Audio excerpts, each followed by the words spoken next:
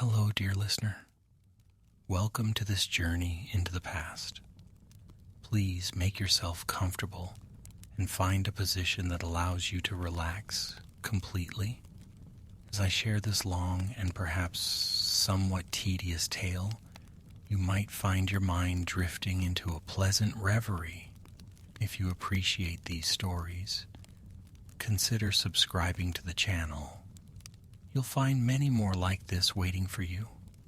As the first light of dawn barely kissed the horizon, the Victorian Postman awoke in his modest lodgings.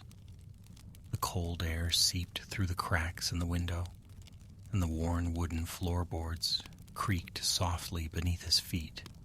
With great reluctance, he cast aside the warmth of his blankets, feeling the chill envelop him like a shroud.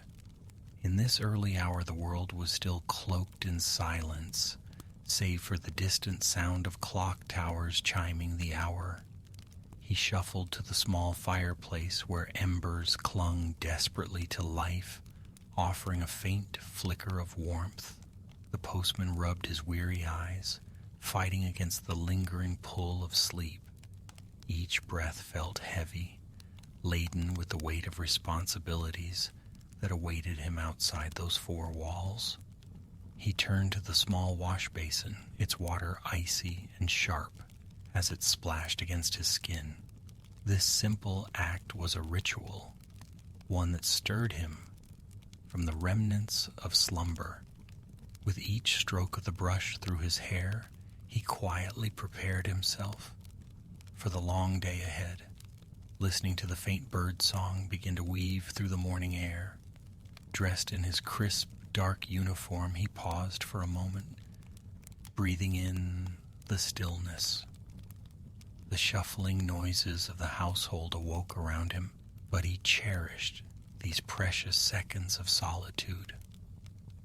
As he stepped outside onto the dew-kissed cobblestones, the day stretched out before him, laden with a multitude of letters to deliver. The postman awoke early each morning, his body reluctantly rising from the warmth of the bed. The clock on the wall, with its slow ticking, marked the passage of time as he swung his legs over the side and placed his feet upon the cool wooden floor. The air was crisp and filled with the faintest scent of coal smoke drifting in from the street, a common marker of the day's beginnings. He slipped on his trousers, meticulously ensuring each button was fastened correctly, and then donned a simple shirt, adjusting the collar so it lay flat against his neck. Next, he reached for his waistcoat, a staple of his attire, and slid it over his shirt, feeling the familiar weight of the fabric against his body. He laced up his sturdy black boots, relishing the feeling of the leather wrapping around his ankles, which offered both support and protection for the long day ahead. He moved to the small table by the window, where a well-worn comb lay ready for use. With focused strokes, he groomed his hair, brushing it back into place, the ritual done with care and precision. His morning beverage, a simple cup of tea, awaited him on the small hearth. He poured it from the chipped teapot, allowing the steam to rise gently, the warmth slightly soothing against the cool morning air. He took a moment to sip, the liquid settling his throat. Glancing at the small cupboard, he noted the limited provisions remaining, a recurring reminder to procure supplies at the next opportunity. Preparing for the day was not only about personal care, it involved making mental checks and logistical calculations. As the final sips of tea warmed his insides, he gathered his uniform coat from the hook by the door, feeling its weight press against him.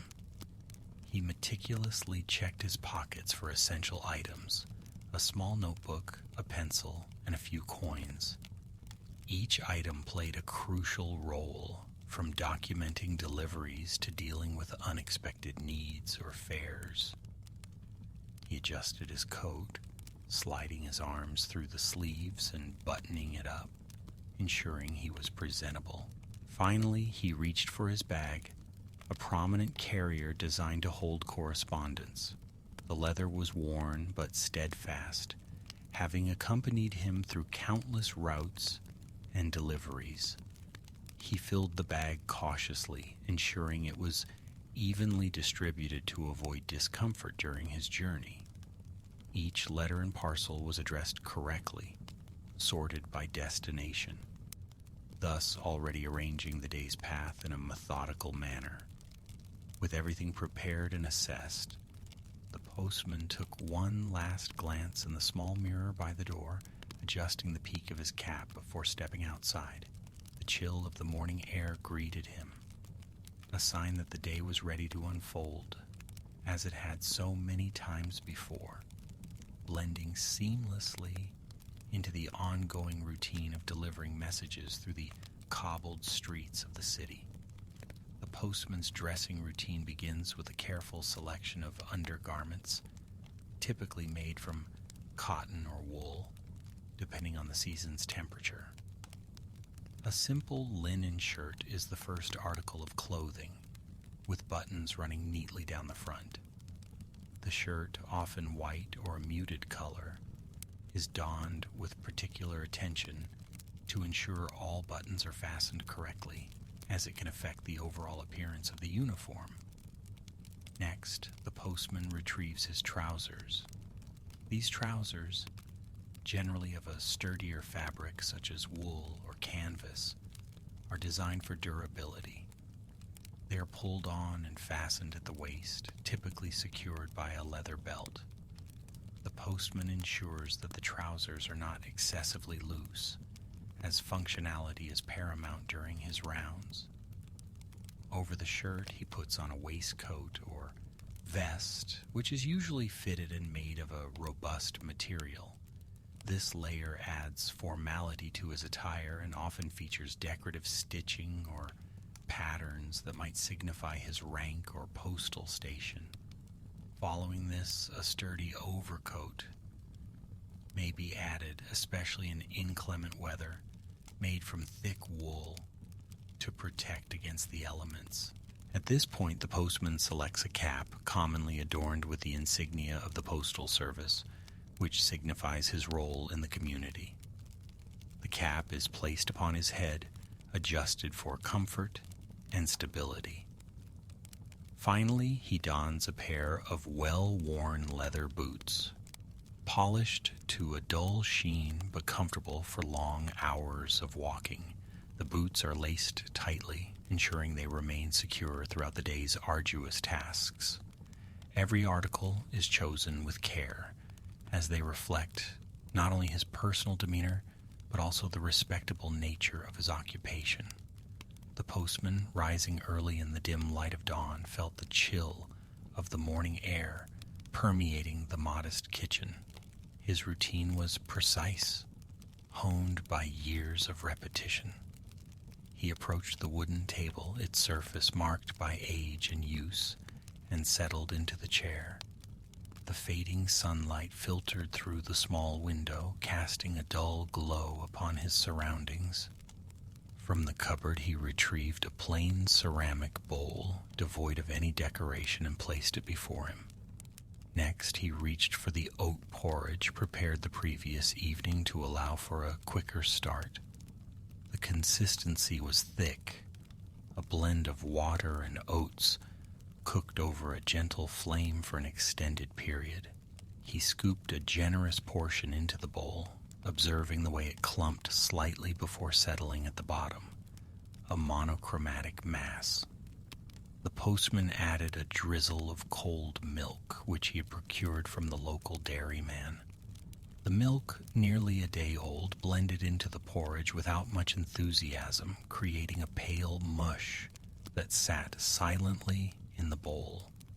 With a spoon in hand, he stirred the mixture gently, listening to the soft clink of metal against earthenware.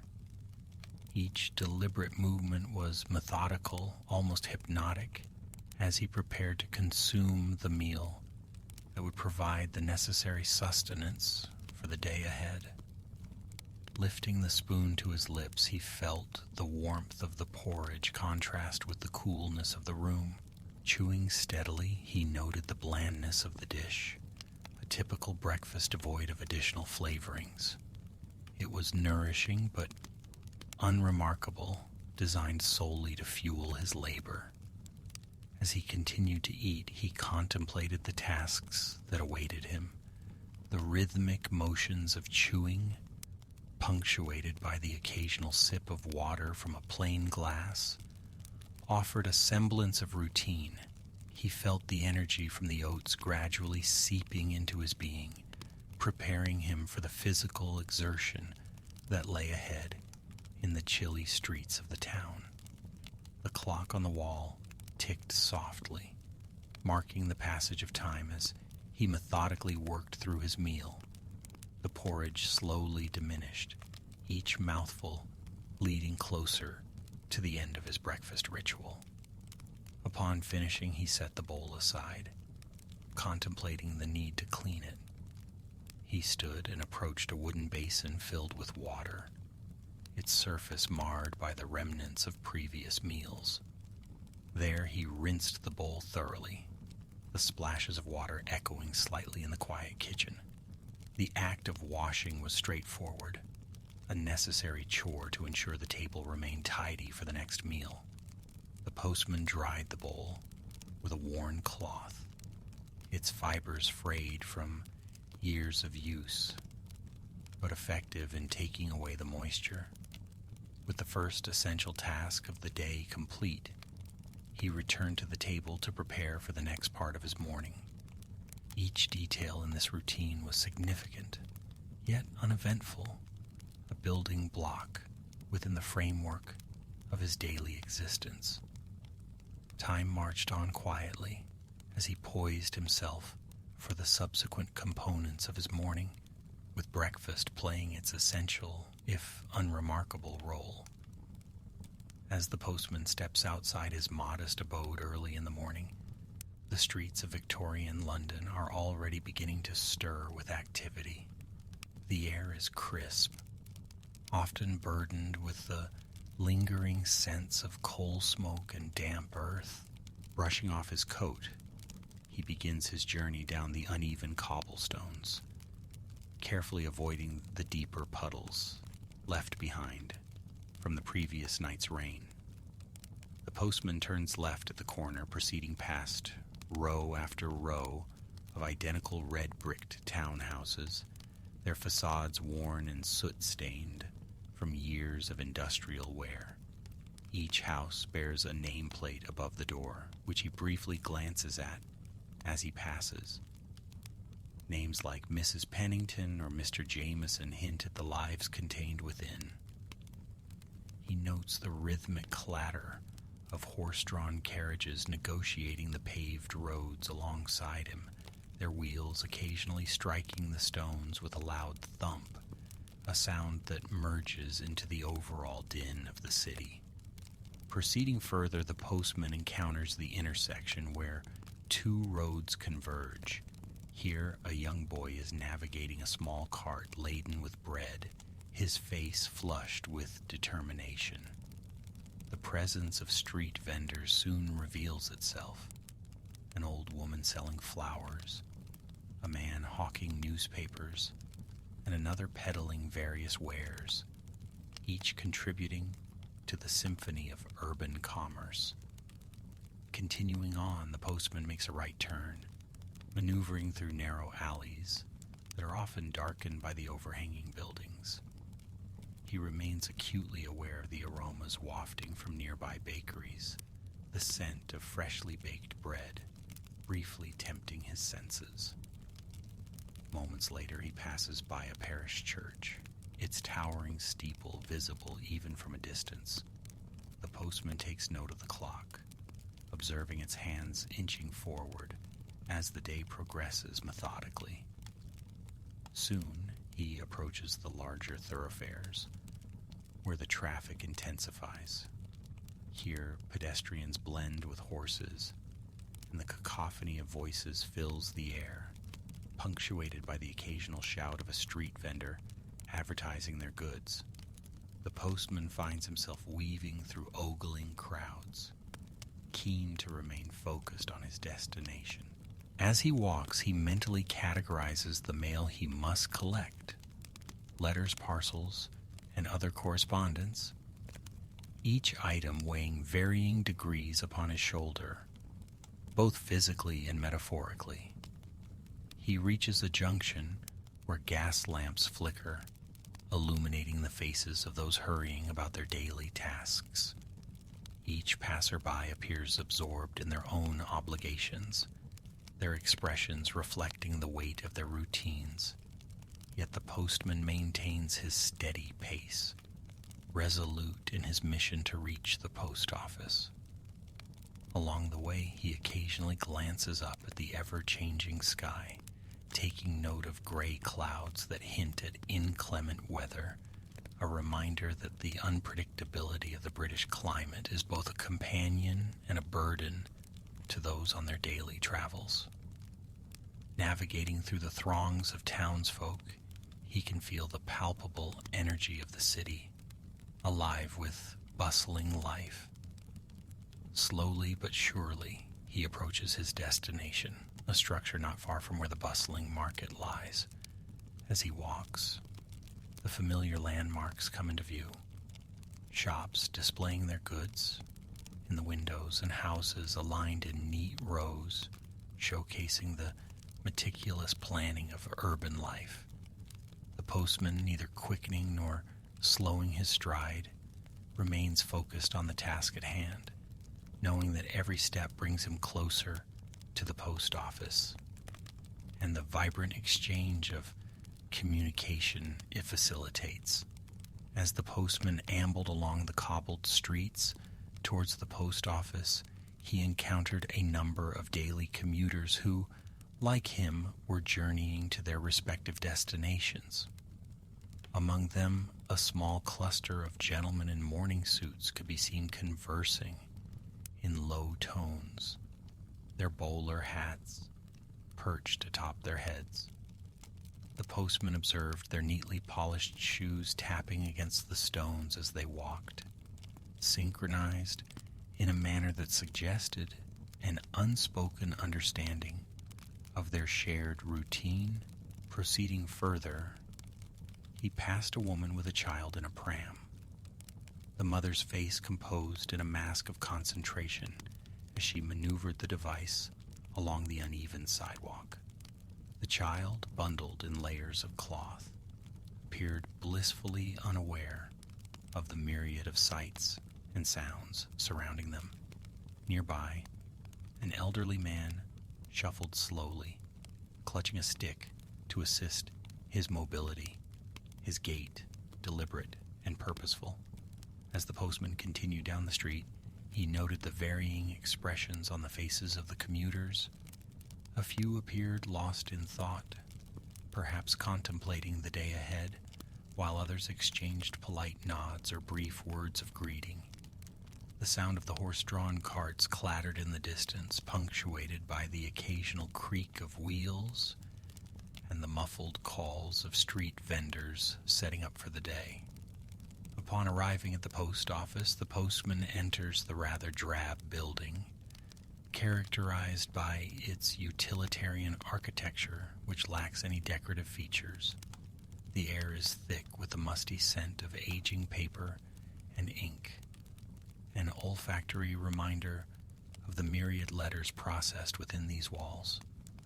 After passing through a heavy wooden door, he navigates through a moderately crowded reception area filled with clerks and customers who are engaged in various stages of postal transactions. The postman then proceeds to a designated briefing room, which is sparsely furnished with wooden benches and a large oak table. On the table, neatly stacked piles of documents await perusal.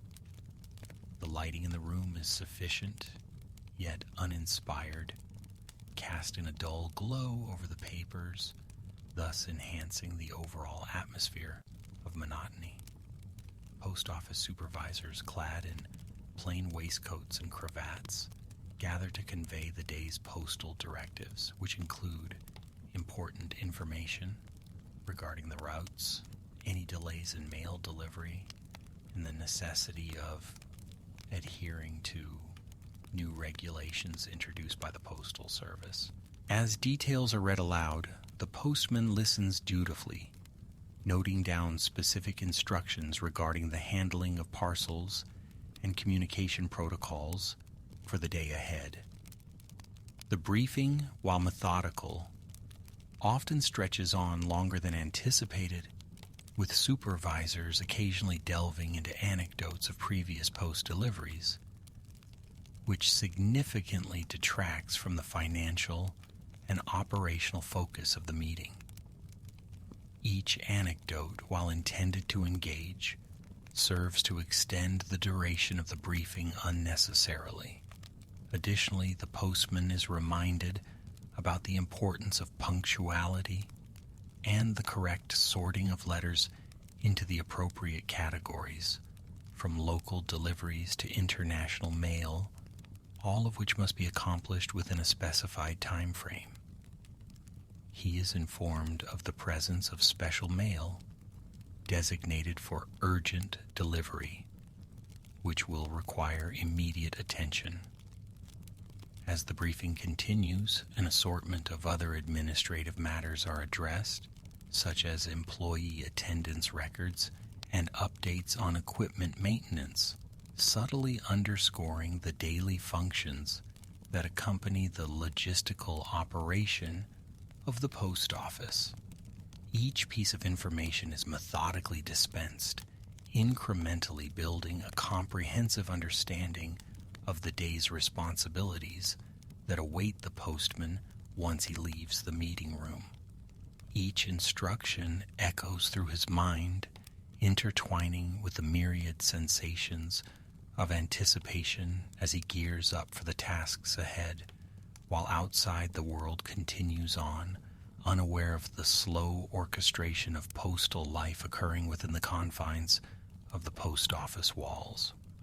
The postman, clad in his unremarkable dark uniform, ambled through the entrance of the post office, which greeted him with a familiar musty scent that mingled with the faint aroma of freshly printed paper.